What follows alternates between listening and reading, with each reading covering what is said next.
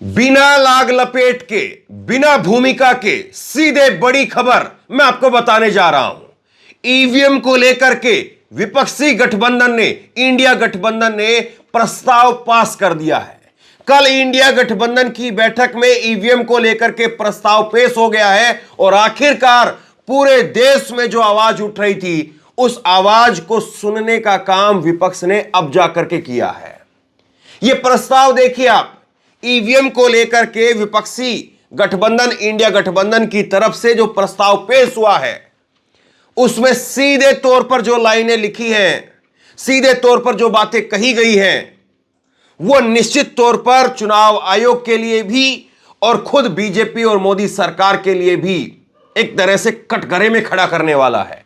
अब गेंद विपक्ष ने वो चुनाव आयोग के पाले में डाल दी है, बीजेपी के, मोदी सरकार के पाले में डाल दी है। अब देखना यह है कि चुनाव आयोग इस पर क्या करता है और मोदी सरकार इस पर क्या करती है, और अगर वो कुछ नहीं करते हैं तो विपक्ष इस पर फिर क्या करेगा, इस पर बात करेंगे। सबसे पहले आप ये देखिए, ईवीएम पर इंडिया की पार्टियों का प्रस्ताव कल 19 दिसंबर 2023 को यह प्रस्ताव पास किया गया, जो बाद में बैठक के बाद में सामने आया। और इस प्रस्ताव में क्या कहा गया सुनिए। इंडिया की पार्टियों ने ईवीएम के डिजाइन और संचालन से जुड़े कई महत्वपूर्ण सवालों को लेकर चुनाव आयोग को एक विस्तृत ज्ञापन सौंपा है। दुर्भाग्य से चुनाव आयोग ने इस ज्ञापन पर इंडिया के प्रतिनिधि मंडल से मिलने में रुचि नहीं दिखाई है। आगे सुनिए, फिर मैं आपको मोटे तौर पर इसमें क्या कहा गया है, मैं आपको पूरी बातें फिर आपको बताऊंगा। इंडिया की पार्टियां दोहराती है कि ईवीएम की कार्यप्रणाली की पवित्रता पर कई तरह के संदेह हैं। इन्हें कई विशेषज्ञ और प्रोफेशनल्स ने भी उठाया है, यह कहा गया है। आगे सुनिए, हमारा सुझाव बेहद सरल और स्पष्ट है। वीवीपैट की पर्ची को बॉक्स में गिराने की बजाय इसे मतदाताओं को सौंप दिया जाना चाहिए। मतदाता अपने द्वारा चुने गए विकल्प को सत्यापित करने के बाद इसे अलग से मतपेटी में रख देगा। इसके बाद वीवीपैट की पर्चियों की 100% मतगणना की जानी चाहिए। ऐसा होने पर स्वतंत्र और निष्पक्ष चुनाव में लोगों का विश्वास बहाल होगा। बदलेगा भारत, जीतेगा इंडिया, यह कहा गया है।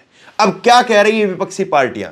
विपक्षी पार्टियां कह रही है कि इंडिया गठबंधन की जितनी भी पार्टियां हैं, उनके अंदर ईवीएम के डिजाइन को लेकर के और ईवीएम जिस तरह से काम करती है उसको लेकर के बहुत सारी जो है कंफ्यूजन है, बहुत सारे जो है उसको लेकर के सवाल जुड़े हुए हैं।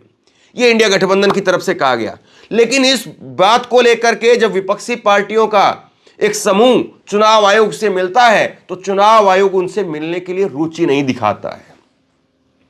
यह बात इसमें कही गई है, मतलब चुनाव आयोग उनसे मिलने के लिए तैयार नहीं है।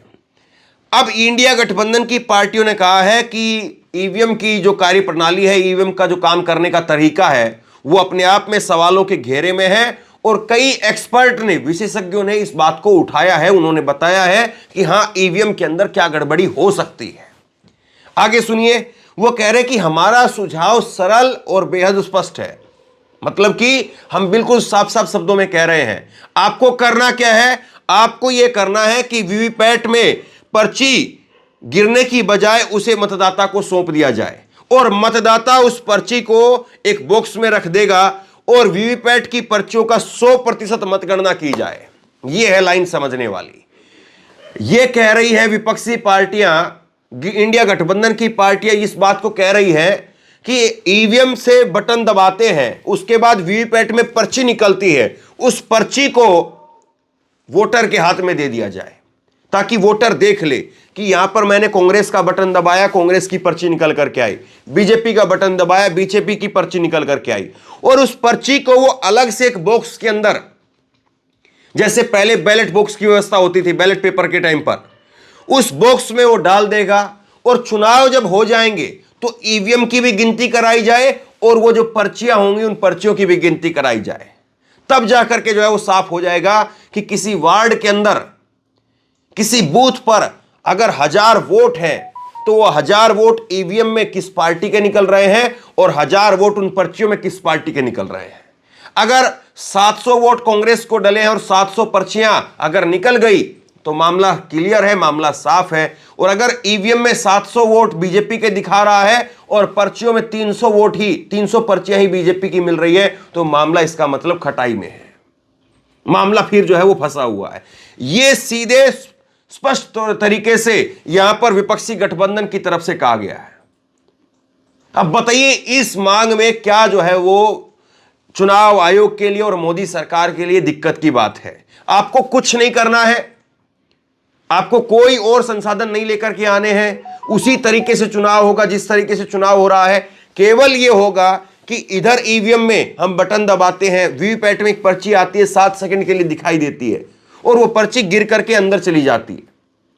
अब विपक्ष ये कह रहा है कि वो पर्ची निकल करके बाहर आए, हम लोग ले और हम उसको एक बक्से में डाल दें। एक बक्सा ही तो आपको लगाना है, एक बक्से की सील बंद और करनी है और जितनी सुरक्षा ईवीएम मशीन की होती है उसी तरह से सुरक्षा उनकी भी की जाएगी। और अब तो डबल क्रॉस चेक हो जाएगा कि मान लीजिए किसी की जो है वो वीवीपैट के अंदर अगर किसी ने धांधलेबाजी कर दी तो ईवीएम सुरक्षित है, और अगर ईवीएम में धांधलेबाजी हुई है तो वीवीपैट सुरक्षित है। और अगर दोनों का मिलान ठीक तरीके से नहीं हो रहा तो उस बूथ पर, उस गांव में, उस शहर पर या उस सीट पर दोबारा चुनाव करवाइए, अपने आप पता चल जाएगा। अब पर्चियां तो ऐसा हो नहीं सकती है कि पर्चियां इस तरह से प्रिंट होकर के आए कि इधर हमने कांग्रेस का बटन दबाया, कांग्रेस की पर्ची आई और उस बॉक्स में जाने के बाद वो भाजपा की बन जाए, या इधर बीजेपी का बटन दबाया, बीजेपी की पर्ची आई और बॉक्स में जाने के बाद वो कांग्रेस की बन जाए। पर्ची पर तो ऐसा कोई जादू नहीं हो सकता है ना। पर्ची पर तो कम से कम अगर कोई बहुत ज्यादा ही जादू कर लेगा तो ये कर लेगा कि उनको नष्ट कर सकता है या उनको मिटा सकता है। उन पर्चियों के ऊपर जो है दोबारा पर्ची नहीं लगा सकता है। और कहीं ना कहीं फिर उन पर्चियों पर भी जो है वो नंबर रहेगा कि ये इतने क्रमांक की है, इतने क्रमांक की है। तो ये सारी चीज है। अब इसको लेकर के विपक्ष ने एक इस तरह से जो है दाव खेला है कि बीजेपी सरकार बुरी तरह से इसको लेकर के अब फंस गई है, क्योंकि अगर इस मांग का समर्थन करेगी तब तो चुनाव आयोग के सामने कोई दिक्कत ही नहीं है। देश की सारी पार्टियां फिर यही चाह रही है अब। और अगर बीजेपी इसका विरोध करती है तो इसका मतलब संदेश क्लियर है कि बीजेपी को कोई ना कोई फायदा है। यह फिर लोगों के अंदर परसेप्शन चला जाएगा। तो यह सबसे बड़ा सवाल है कि अब बीजेपी इससे कैसे जो है वो अपने आप को बाहर निकालेगी, और बीजेपी इससे बचने के लिए क्या नया जो है वो अपना एजेंडा या क्या नया जो है वो मुद्दा खड़ा करती है। क्योंकि विपक्षी पार्टियों ने एक मुद्दे को इसको पकड़ लिया है कि हम ये करवा करके रहेंगे, और इसमें कोई बहुत ज्यादा जो है वो दिक्कत वाली बात नहीं है। जितना ईवीएम को गिनने में समय लगता है उसका समय थोड़ा बढ़ सकता है, बस तो समय बढ़ जाएगा। पहले भी तो बैलेट पेपर से चुनाव होते थे, तब भी पर्चियां गिनी जाती थी। ईवीएम की तो जो है वो वैसे ही खुल जाती है। ईवीएम में तो कुछ आपको करना नहीं होता। ईवीएम तो केवल ये होता है कि फलां बूथ की ईवीएम जो है वो गिनी गई और फलां बूथ की ईवीएम को गिनने के बाद में अगले बूथ की ईवीएम ले आए, उस बूथ की ईवीएम, बस वो ईवीएम खोलनी है, लगानी है और ईवीएम जो है अपने आप बता देती है कि हाँ कितने जो है उसके अंदर वोट है। उसमें तो कुछ करना ही नहीं हो, तो सब कुछ ऑटोमेटिक है। आपको पर्चियों को केवल गिनने का काम करना है, और पर्चियों का गिनने का काम हो ही सकता है, इसमें कोई दो राय नहीं है कि थोड़े से संसाधन जो है हल्के से बस बढ़ाने हैं। अब कुछ नेताओं के जो बयान आए हैं इस पर मैं आपको बता देता हूं। और अखिलेश यादव का बयान देखिए आप। अखिलेश यादव का बयान है, अगर आप डेवलप्ड कंट्री बनाना चाहते हैं जो डेवलप्ड कंट्री में वोट डालने की व्यवस्था है उसे क्यों नहीं अपनाते हैं। अमेरिका जैसा देश जो अर्थव्यवस्था में ताकतवर है वो महीनों बैलेट से वोट डलवाता है। जापान जैसा देश बैलेट से वोट डलवाता है। जर्मनी के कोर्ट ने पाबंदी लगाई है ईवीएम से वोट पड़ेगा, ये तो अनकॉन्स्टिट्यूशनल है। अखिलेश यादव की तरफ से ये बात कही गई है। मतलब अखिलेश यादव ये कह रहे हैं कि भाई आप जो है वो विकसित भारत बनाना चाहते हैं और विकसित देशों की जो है वो होड़ में है। तो विकसित देश अमेरिका, जापान और ये जो देश हैं अमेरिका, जापान जैसे, जर्मनी जैसे जो देश हैं, तो वो देश ईवीएम के ऊपर पाबंदी लगा रहे हैं, बैलेट पेपर से चुनाव करा रहे हैं। तो आप क्यों नहीं करा रहे हैं? जब वो इतने ताकतवर देश हैं, उनके अंदर टेक्नोलॉजी हमसे ज्यादा फास्ट है। कोई फोन आता है, कोई कंप्यूटर का मॉडल आता है तो हमसे पहले वहां आ जाता है। वो हमसे इतने एडवांस है टेक्नोलॉजी के मामले में, तो वो टेक्नोलॉजी के ऊपर क्यों नहीं है और हम ही टेक्नोलॉजी के ऊपर क्यों है? ये अखिलेश यादव कह रहे हैं। एक बार सुनिए जरा।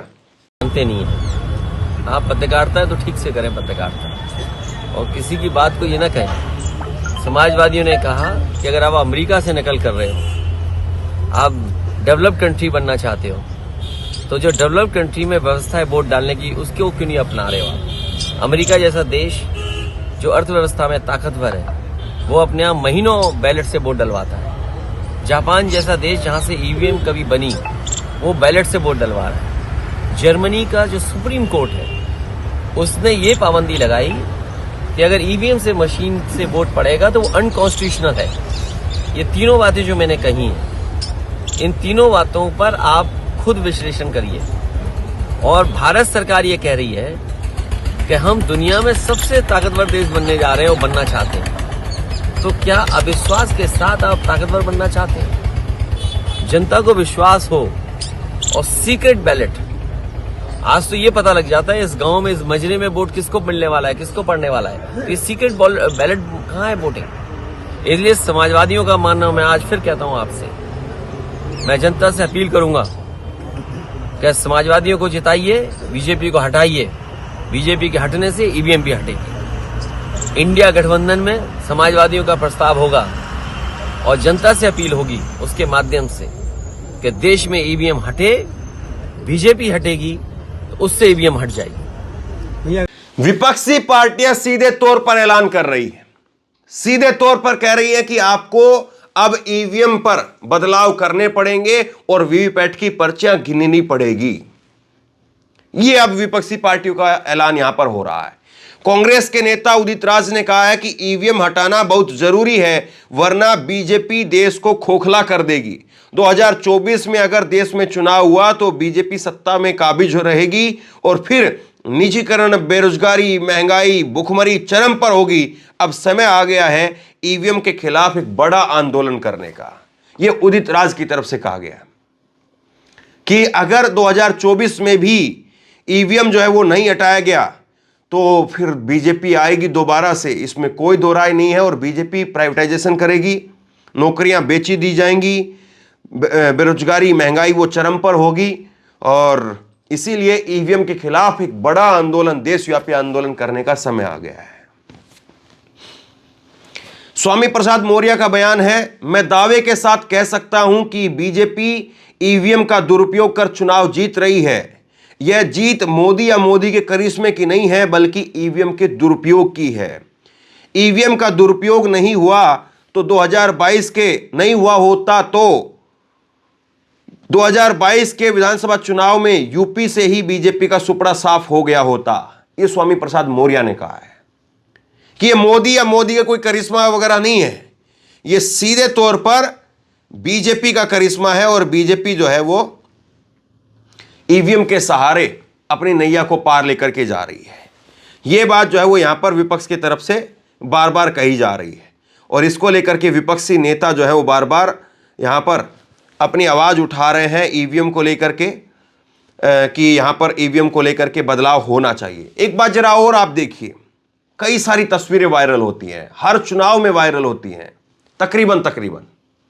और खास करके जब बिहार का चुनाव हुआ, पश्चिम बंगाल का चुनाव हुआ, वहां पर किस तरह से ये चीजें निकल करके सामने आई कि ईवीएम मशीन बीजेपी नेताओं की गाड़ी में पकड़ी जा रही थी और ईवीएम मशीन को वो वहां पर कमर्शियल गाड़ी के अंदर नहीं बल्कि प्राइवेट गाड़ियों के अंदर ले जाया जा रहा था।